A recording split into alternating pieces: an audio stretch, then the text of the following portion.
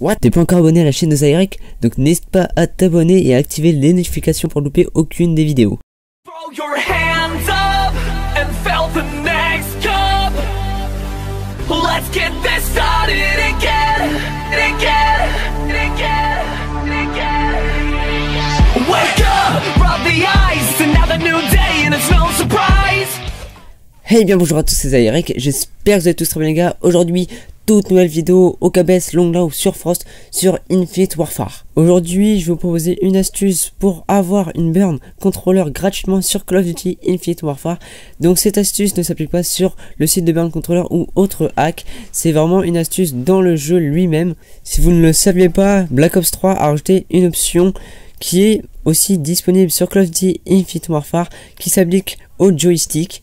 Pour activer cette astuce, il suffira d'aller dans vos options de manette et tout simplement de changer la configuration des joysticks en placement-déplacement. À partir de cela, je vous conseille de mettre votre manette en tactile, ça sera beaucoup plus pratique pour jump et pour mettre des coups de cut.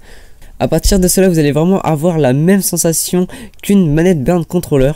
Bien sûr, il faut aussi un temps d'adaptation pour savoir jumper avec ce joystick, mais grâce à cela, vous pouvez tout de même jumper en visant, ce qui est vraiment un avantage considérable sur les jeux comme Call of Duty Infinite Warfare, Black Ops 3 ou aussi Advanced Warfare.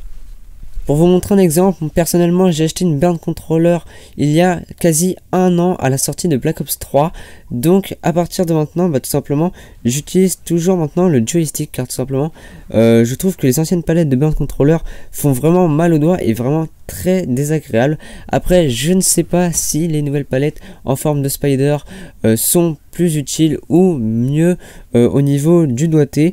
Et donc, je vous conseille quand même de jouer en joystick si vous avez les anciennes palettes, car les anciennes palettes font vraiment très mal et le joystick est vraiment plus confortable et vous avez quasiment la même sensation et les mêmes duels. Après, libre à vous de payer une manette à 180 € ou à choisir les joysticks en placement et déplacement. Pour ceux qui n'auraient pas vraiment de budget ou qui n'ont pas trop d'argent pour se payer une manette à 180 €, je vous conseille quand même de mettre les joysticks en déplacement et placement.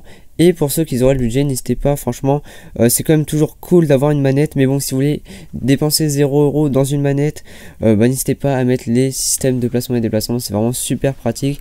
En tout cas, j'espère que la vidéo vous aura plu. En tout cas, n'hésitez pas à me dire en commentaire si l'astuce vous a aidé ou si vous ne la connaissez pas. Et donc, je vous invite à vous abonner, on est quasiment aux 200, ça me ferait super plaisir si vous pourriez vous abonner. La qualité, je pense que c'est du 60 fps, ça vaut le coup de regarder quelques vidéos.